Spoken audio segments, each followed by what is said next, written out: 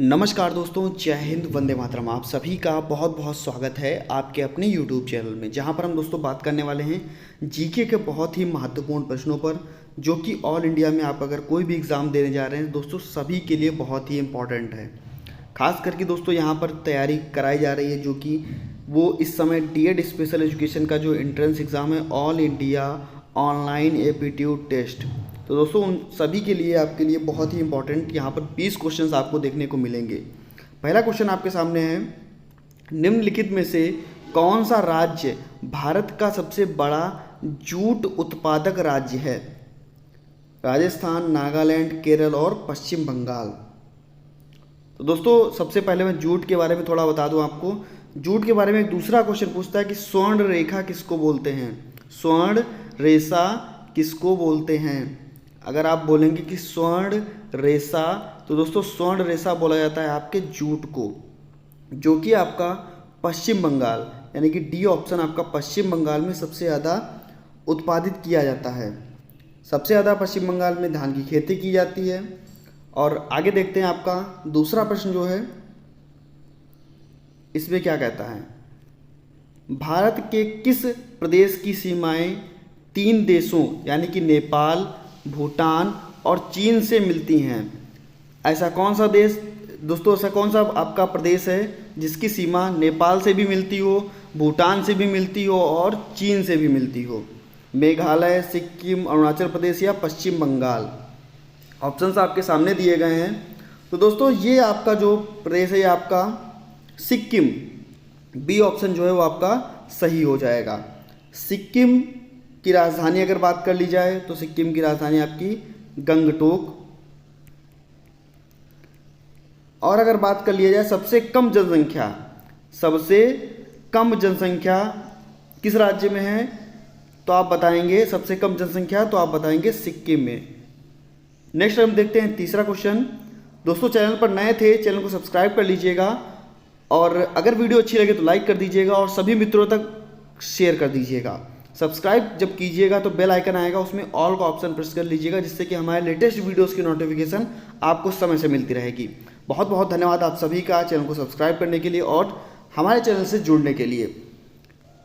भारत की उत्तरी सीमा पर स्थित पर्वत यानी कि भारत का ऐसा कौन सा पर्वत है जो उत्तरी सीमा पर स्थित है? आपका नॉर्थ, साउथ, ईस्ट और वेस्ट, इस सीमा की बात की जा रही है। उत्तरी सीमा पर आप सभी को पता है कि उत्तर में आपका क्या है, तो आप बताएंगे कि उत्तर में हमारा हिमालय है। उत्तर में आपका क्या है, तो दोस्तों आप बताएंगे कि उत्तर में हमारा हिमालय है। अगर अरावली पर्वत की बात कर ली जाए, राजस्थान में आप सभी को पता है। मैकाल की बात कर ली जाए तो ये आपका छत्तीसगढ़ में है, छत्तीसगढ़ में है। और अगर अरावली की थोड़ी सी और बात कर ली जाए तो दोस्तों यहाँ पर राष्ट्रपति भवन जो कि रायसीना की पहाड़ियों पर राष्ट्रपति भवन है, और ये आपसे क्वेश्चन भी पूछा जा सकता है। अरावली पर्वत आपके लिए बहुत ही इंपॉर्टेंट है, तो इसका दो आंसर था आपका ऑप्शन बी, यानी कि उत्तर में आपका हिमालय, उत्तर में हिमालय। और इसके बाद में आपका चौथा प्रश्न आपके सामने दिया गया है, सियाचिन ग्लेशियर भारत के किस राज्य में है?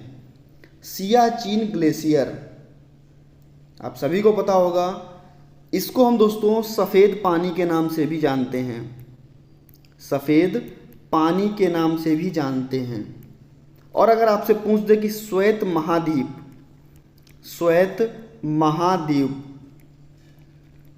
तो आप किसको बताएंगे? तब आप बताएंगे अंटार्कटिका को। यहाँ पर आपसे सफ़ेद ग्लेशियर या सफ़ेद पानी अगर आपसे पूछ दिया जाए तो दोस्तों यह किस राज्य में है, तो आप बताएंगे जम्मू एंड कश्मीर में, जहाँ पर दोस्तों आप सभी को पता है कि सियाचिन ग्लेशियर में माइनस तक में आपका जो टेम्परेचर रहता है। मेला से क्वेश्चन आपका, तारनतेर मेला भारत के किस राज्य में प्रतिवर्ष मनाया जाता है? ये वही राज्य है जिसकी सीमा रेखा, जो तटीय सीमा रेखा है, वो सबसे ज़्यादा है। तो ये दोस्तों आपका गुजरात, ए ऑप्शन आपका सही हो जाएगा। तट रेखा भारत की सबसे ज़्यादा किस राज्य की है? तो दोस्तों आप बताएंगे कि गुजरात की है। कामाख्या मंदिर, इसके बारे में पहले भी आपको जानकारी दी गई थी। कामाख्या मंदिर भारत के किस राज्य में है? तब आप बताएंगे कामाख्या मंदिर जो है वो भारत के किस राज्य में है। तुरंत कमेंट सेक्शन में बताया कीजिए आप लोग, तब याद रहता है आपको। आप बताएंगे कि ये आपका है असम में, और असम की राजधानी आपकी दिसपुर। और यहाँ पर आपका मानस अभ्यारण्य, और कौन सा अभ्यारण्य है ये आपको कमेंट सेक्शन में बताना है कि असम में क्या और कोई भी अभ्यारण्य है। कमेंट सेक्शन में जाइए और तुरंत बताइए। और जो ये कामाख्या मंदिर है असम के असम में गुवाहाटी में दोस्तों ये स्थित है। गंगटोक नहीं, गुवाहाटी में आपका स्थित है। असम लगभग में 7 से 8 किलोमीटर है, गुवाहाटी में आपका स्थित है। नेक्स्ट अगर हम बात कर लेते हैं, राष्ट्रपति के चुनाव संबंधी मामले कहाँ जाते हैं? राष्ट्रपति के चुनाव में अगर कोई भी दिक्कत आती है, किसी भी प्रकार का व्यवधान आता है, तो उसके मामले कहाँ जाते हैं? तो उसके मामले दोस्तों जाते हैं आपके उच्चतम न्यायालय में। संसद के 3 अंग आप सभी को पता होगा, राष्ट्रपति, दूसरा आपका लोकसभा और तीसरा आपका राज्यसभा। निर्वाचन आयोग का काम केवल होता है कि वो निर्वाचन यानी कि मतदान कराना। राष्ट्रपति के चुनाव से संबंधित अगर कोई भी व्यवधान आएगा, कोई भी मामले होंगे, तो वो उच्चतम न्यायालय में जाएंगे। नेक्स्ट अगर हम बात कर लेते हैं, भारत की सबसे छोटी स्थलीय सीमा रेखा किस देश के साथ है?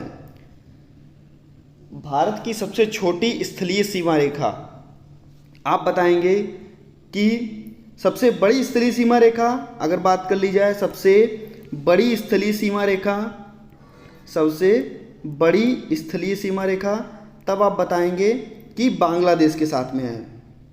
बांग्लादेश के साथ में है सबसे बड़ी स्थलीय सीमा रेखा 4096 किलोमीटर।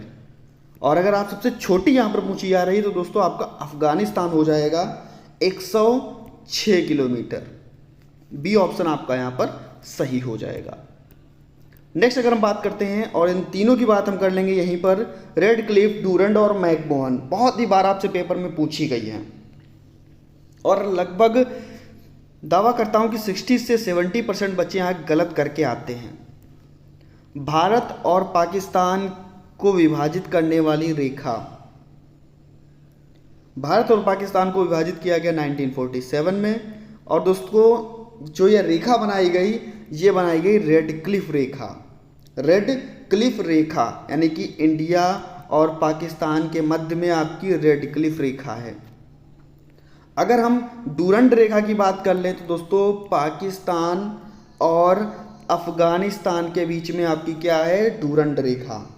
और अगर हम मैकमोहन की बात कर लें तो मैक हमारे हुए चाइना के और मोहन हमारे हुए इंडिया के, यानी कि मैकमोहन आपकी चाइना और इंडिया के बीच की विभाजित करने वाली रेखा है। याद रखिएगा, रेड क्लिफ आपकी भारत पाकिस्तान, डूरंड आपका अफगानिस्तान और पाकिस्तान, और मैकमोहन आपका चाइना और इंडिया। आगे देखते हैं। वीडियो अच्छी लग रही हो तो वीडियो को लाइक कर दीजिएगा और सभी मित्रों तक वीडियो को शेयर कर दीजिएगा। चैनल को सब्सक्राइब करने के बाद में दोस्तों बेल आइकन में ऑल का ऑप्शन आता है, उसको प्रेस कर लीजिएगा। शिद्दत से वीडियो को लास्ट तक जरूर देख करके जाइएगा, बहुत ही अच्छे प्रश्न आपके सामने यहाँ पर हैं। इनमें से किस में वास्तविक प्रतिबिंब बनता है? तो वास्तविक प्रतिबिंब दोस्तों अवतल दर्पण में बनता है, उत्तल में बनता है, या अवतल लेंस में बनता है, या समतल दर्पण में बनता है? दोस्तों वास्तविक प्रतिबिंब जो है वो आपका अवतल दर्पण में बनता है। ए ऑप्शन जो है वो आपका सही हो जाएगा। नेक्स्ट अगर हम देख लेते हैं, कथक कहाँ का शास्त्रीय नृत्य है? कथक कहाँ का शास्त्रीय नृत्य है? चलिए हम जान लेते हैं। सबसे पहले अगर हम केरल की थोड़ा सा बात कर लें तो केरल में हमारा कथकली, और कंफ्यूजन होती है। कथकली आपका केरल में। कर्नाटक का अगर हम बात कर लें तो यक्षगान जो है आपका वो आपका कर्नाटक में हो गया। और अगर हम उत्तर प्रदेश की बात कर लें तो दोस्तों कथक जो है वो आपका उत्तर प्रदेश, यानी कि कथक आपका उत्तर प्रदेश, केरल आपका कथकली और कर्नाटक में आपका यक्षगान। ये सभी इंपॉर्टेंट थे, आपको बता दिए गए। Kalpakkam nuclear power plant, Kalpakkam nuclear power plant कहाँ स्थित है? कलपक्कम न्यूक्लियर पावर प्लांट, तो आप बताएंगे दोस्तों कलपक्कम न्यूक्लियर पावर प्लांट जो है वो तमिलनाडु में स्थित है, यानी कि ए ऑप्शन आपका सही हो जाएगा। नेक्स्ट अगर हम बात कर लेते हैं, राज्यसभा की बैठक की अध्यक्षता कौन करता है? जब राज्यसभा की बैठक होती है तो उसकी अध्यक्षता कौन करता है? ऑप्शंस आपके सामने दिए गए हैं, उपराष्ट्रपति, राष्ट्रपति, प्रवक्ता या प्रधानमंत्री। तो दोस्तों यहाँ पर ए ऑप्शन आपका सही हो जाएगा। जो राज्यसभा की बैठक है उसकी अध्यक्षता आपका उपराष्ट्रपति करता है, और आर्टिकल 63 में ये बताया गया है कि दोस्तों भारत का एक उपराष्ट्रपति होना चाहिए, आर्टिकल 63। नेक्स्ट अगर हम बात कर लेते हैं, भारत का अंतिम गवर्नर जनरल कौन था? भारत का अंतिम गवर्नर जनरल कौन था? तो दोस्तों यहाँ पर आपका ऑप्शन सही होगा लॉर्ड माउंटबेटन, डी ऑप्शन आपका सही हो जाएगा। अगर आपसे पूछ देगा कि भारत का अंतिम भारतीय गवर्नर जनरल कौन था? गवर्नर जनरल कौन था? तब आप बताएंगे भारत का अंतिम भारतीय गवर्नर जनरल, तब आप बताएंगे किसको? सी राजगोपालाचारी को। किसको बताएंगे? सी राजगोपालाचारी को बताएंगे। भारतीय गवर्नर जनरल की अगर बात होगी तो सी राजगोपालाचारी, भारत का अंतिम गवर्नर जनरल की बात होगी तो लॉर्ड माउंटबेटन, और इनके बाद से ही आपका गवर्नर जनरल का जो पद था वो समाप्त कर दिया गया था, सी राजगोपालाचारी के बाद से ही। मुगल वंश का अंतिम शासक कौन था? मुगल वंश का अंतिम शासक कौन था? औरंगजेब, बाबर, बहादुर शाह जफर या जहांगीर? 15वां क्वेश्चन है, बहुत ही अच्छा है दोस्तों। ऑप्शन जाएगा सी के साथ में, बहादुर शाह जफर जो था मुगल वंश का अंतिम शासक था। नेक्स्ट अगर हम बात कर लेते हैं, और बहुत ही इंपॉर्टेंट है, आप लोग सबसे पहले कमेंट सेक्शन में जाइए और जब बताइए कि जब चींटी काटती है तो उसमें अम्ल होता है या क्षार होता है? अगर अम्ल होता है तो कौन सा अम्ल होता है? अगर क्षार होता है तो कौन सा क्षार होता है? दही में कौन सा अम्ल पाया जाता है? और अम्ल कैसे होते हैं दोस्तों? अम्ल होते हैं आपके खट्टे। दही में कौन सा अम्ल पाया जाता है? साइट्रिक अम्ल, एसिटिक अम्ल, लैक्टिक अम्ल या एस्कार्बिक अम्ल या एसिड? ऑप्शन है आपके सामने, दही में कौन सा अम्ल पाया जाता है? आप बताएंगे कि दही में आपका लैक्टिक एसिड या लैक्टिक अम्ल आपका पाया जाता है, सी ऑप्शन आपका सही हो जाएगा। अगर हम साइट्रिक की बात कर लें तो दोस्तों यह संतरा में आपका पाया जाता है। और अगर हम बात कर लें आपके एसिटिक अम्ल की, तो आप सभी को पता होगा कि घर में आपके सिरका रहता है, तो दोस्तों सिरके में क्या पाया जाता है? Acetic acid. नेक्स्ट अगर हम बात कर लेते हैं आपके लिग्नाइट और एंथ्रेसाइट, मैं पहले बता दूं ये कोयले की किस्में हैं, ये आपकी कोयले की किस्में हैं, ए ऑप्शन आपका सही होगा।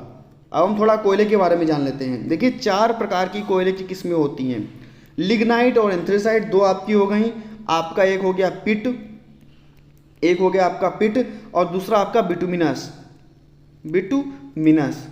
ये आपकी 4 हो गई कोयले की किस्में, जिसमें सबसे खराब कोयला कौन सा होता है? तो दोस्तों पिट जो है वो सबसे खराब कोयला होता है, और सबसे अगर उच्चतम किस्म का दोस्तों एंथ्रेसाइट जो होता है वो सबसे अच्छा कोयला माना जाता है।